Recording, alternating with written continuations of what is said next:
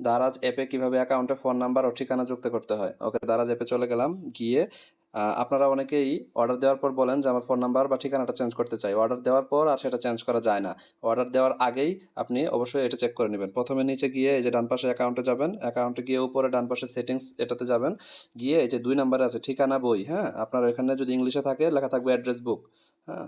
Address book, ঠিকানা বই, এখানে গেলেন। গিয়ে উপরে ডান পাশে দেখুন যোগ করুন। যোগ করুন। এখানে পূর্ণ নাম, আপনার নাম দিয়ে দিবেন। সাপোজ আমি দিচ্ছি জামিল। ফোন নাম্বার দিচ্ছি,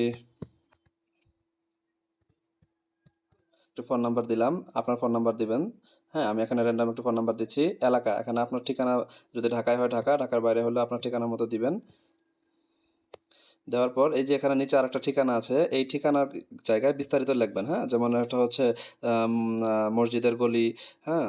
মসজিদের গলি, মিরপুর 10। সাপোজ আপনার যে ঠিকানা আপনি একদম বিস্তারিতভাবে এখানে লিখে দিবেন। যত বেশি হোক সমস্যা নেই, লিখবেন। লিখে নিচে এই যে ডিফল্ট ডেলিভারি ঠিকানা এটা অন করে দিবেন। ডেলিভারি ঠিকানা ডিফল্ট অন করে দিবেন, দিয়ে সংরক্ষণ করুন, মানে সেভ করুন। একটা নাম্বার কম হয়ে গিয়েছে। ওকে, আপনার ঠিকানাটা এখানে ঠিক আছে।